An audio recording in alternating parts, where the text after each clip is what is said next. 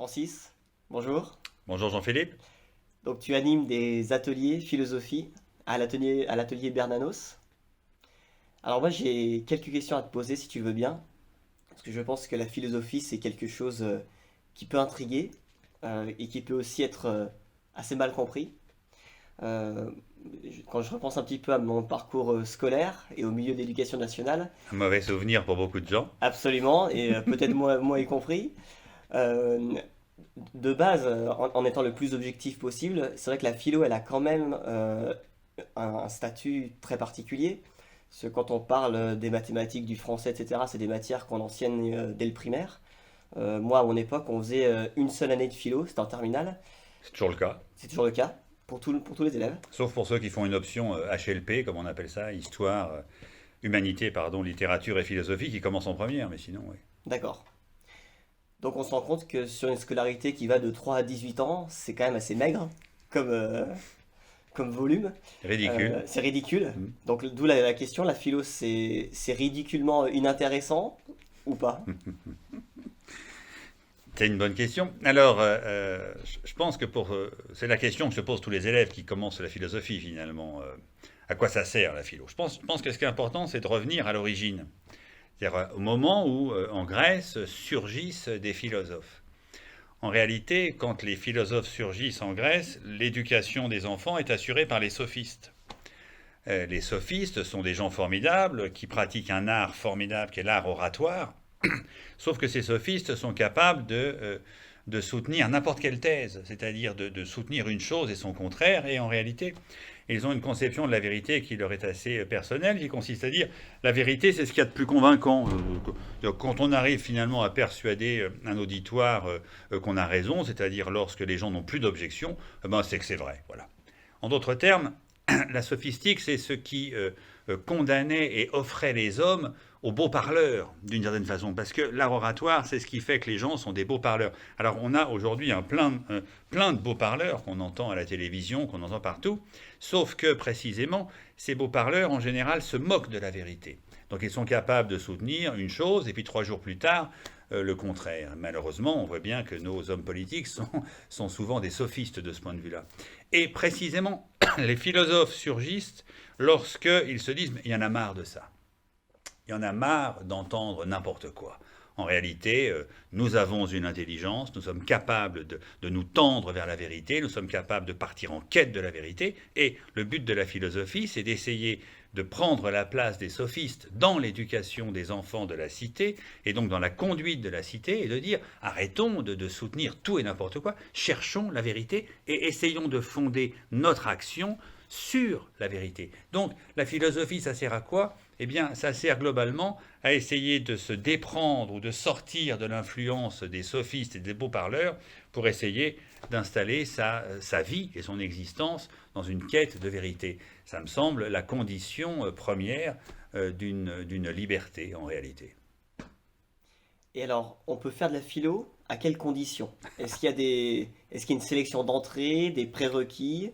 Non, pour faire de la philo, il faut avoir simplement une intelligence, ce que tout le monde a, fort heureusement, et maîtriser une langue, parce que malgré tout, faire de la philosophie, c'est essayer de chercher la vérité en parlant. Voilà.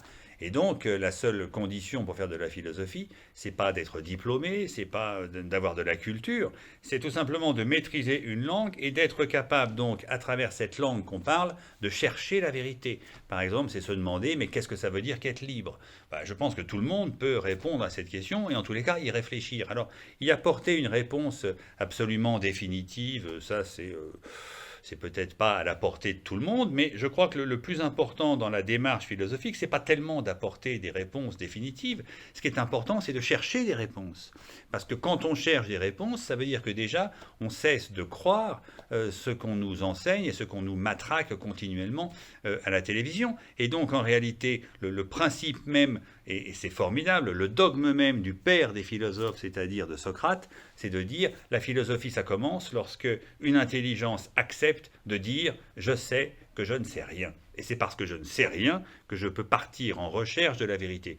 Donc je crois que si le père des philosophes dit je sais que je ne sais rien, Je pense que ça suffit comme déclaration liminaire pour dire que tout le monde est capable de faire de la philosophie, parce que finalement, tout le monde en sait un petit peu plus que Socrate. Et donc, c'est pas mal de redescendre en réalité au niveau de Socrate, d'oublier ce que nous croyons savoir, d'oublier ce que nous avons appris, d'oublier ce que disent les journaux et la télévision, et d'essayer pour soi-même, une bonne fois, de se reposer les questions les plus essentielles de notre vie, en acceptant de n'en pas avoir au départ les réponses, mais de les chercher.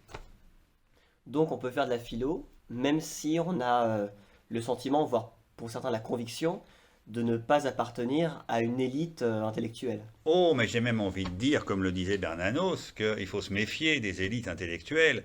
En réalité, le bon sens populaire, le bon sens des gens, c'est la condition même de la philosophie. Et souvent, les élites nous en éloignent. Souvent, les élites se rapprochent plutôt de la sophistique. Il n'y a qu'à les écouter un peu aujourd'hui. Ils disent tout et n'importe quoi. Et souvent, nous nous étonnons, nous, le public qui écoutons ça, et on se dit, mais enfin, d'où ça sort, ça, d'où ça vient, comment peut-on dire une énormité pareille? Eh bien, je crois qu'en réalité, le bon sens est la condition même de faire de la philosophie. Et comme le disait Descartes au XVIIe siècle, qui est un petit peu notre Socrate à nous, les Français, eh bien, le bon sens est la chose du monde la mieux partagée. Et il y a une égale présence de la raison chez tous les êtres humains. Donc, le bon sens ou la raison, tout le monde la possède, tout le monde la détient. Il suffit simplement d'essayer de la mettre en mouvement et d'avoir un peu ce courage de se dire, bon bah d'accord, je vais faire l'effort de penser par moi-même.